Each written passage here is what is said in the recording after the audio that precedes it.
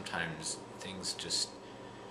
it's like the mix of elements in an aesthetic experience, including just a situation or a perception of a situation, just kind of don't add up, or just kind of are jarring or whatever. And it's like, I think one of the goals of art is, I mean, at least as I see it, is to kind of look for the places where that all adds up to some kind of beauty or whatever. And yet, it's like, well, another track is just, this gets into like the question of like song selection algorithms and product selection algorithms, and just whatever algorithms or people come up with the stuff that is fed to other people, even just in a conversation, but also in terms of like creating like web technologies or whatever. And this gets into this art and technology question of the fact that essentially it's like almost like 1984 with the screen and the camera. It's like,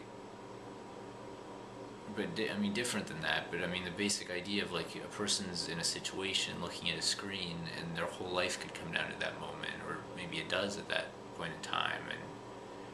it can play out in different ways depending on what they see on the screen, and that has implications for whatever products people are trying to sell on that screen, and their companies, and the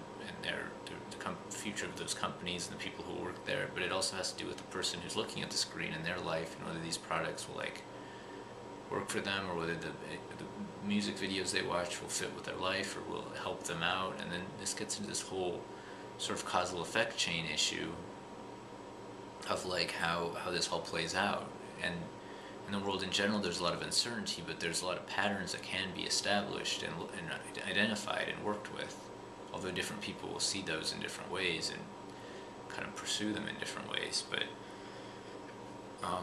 so anyway, I guess going back to this concept of an art and technology website, for me now, it's like I'm getting this content together, and I'm trying to figure out how to kind of brand and market what I'm working on, and there's a question of where's the connection. And I guess one point of reference is,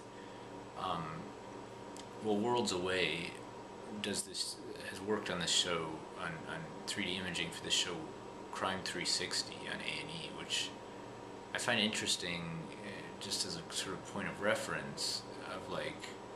and also just this idea that you look at a situation and you map it out from different angles. And I'm interested in doing that using art, basically, and video and recreation, and even like cinematic trial kind of scenes, or jury deliberation kind of scenes, where you really have to like, or even like, it's like if you take films and television shows like A Beautiful Mind, like a lot of these sort of detective shows like Bones and Numbers, that are about figuring things out and solving problems and interacting in real time, that also tie into, on some level, these questions of like national security and how the world functions in general, and human nature. And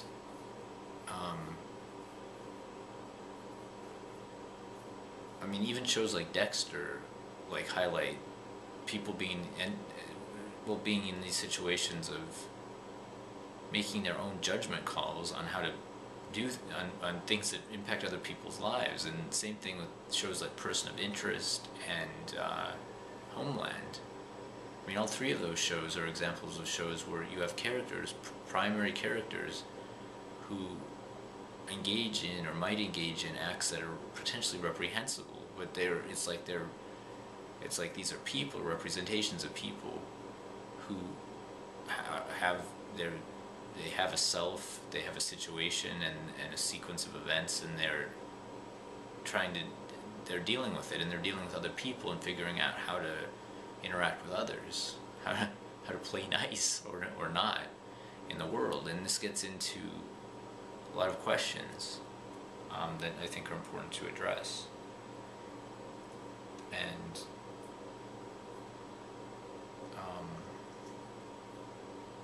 it does come down to this decision science, decision making question judgment, the nature of judgment, and then that ultimately ties back into aesthetic judgment and the sort of empty spaces from Peter Brook via Ken Robinson concept that gets at their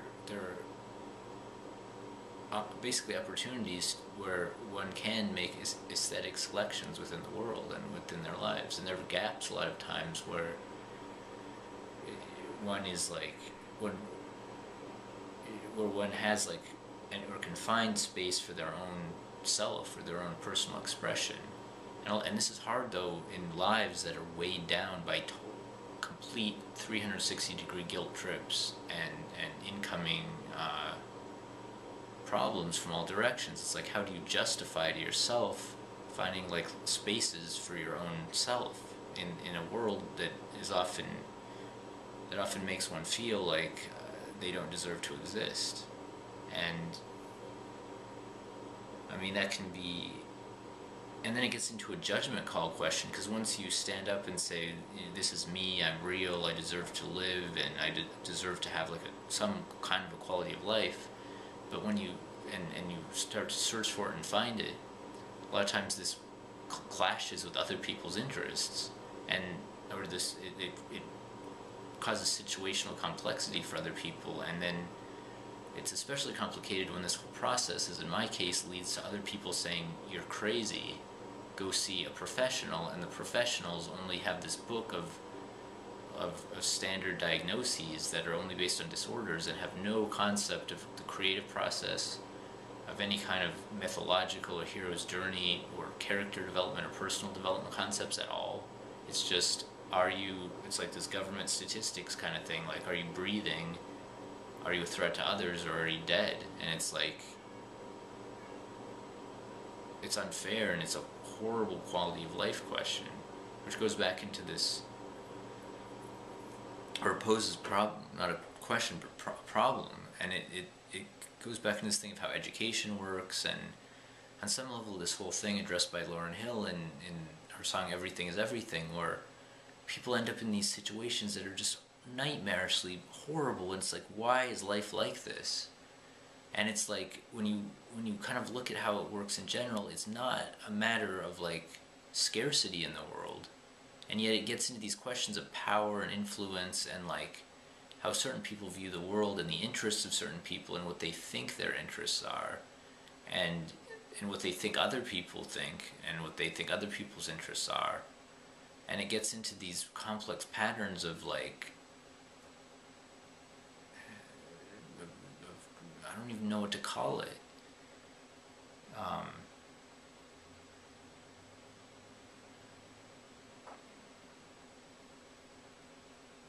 But it's like, I guess one way to address it all, going back to Everything is Everything, another line from that song is, sometimes it seems we'll touch that dream, but things come slow or not at all. And it's like, even from a perspective of the world being run by string-pulling evil villains, there's a population question. And this gets into a challenge often faced, where people just try to placate other people and meet their immediate needs, but don't really have a sense of what their overall life situation is like, and don't really get to know where they're coming from,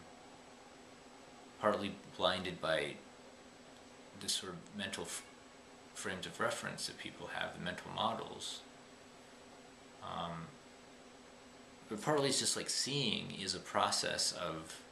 growth, and art plays a role in it, as well as just kind of the progression of history in some ways, as well as science and everything,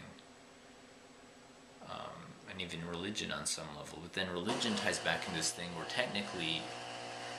if you actually take a religion seriously, it's like a mental illness. And there's a question of, I mean, but then there's a question of what is a delusion and what is truth, and it's like, what gets down to trade-offs between what I should say based on the different incoming streams of like associations in my mind.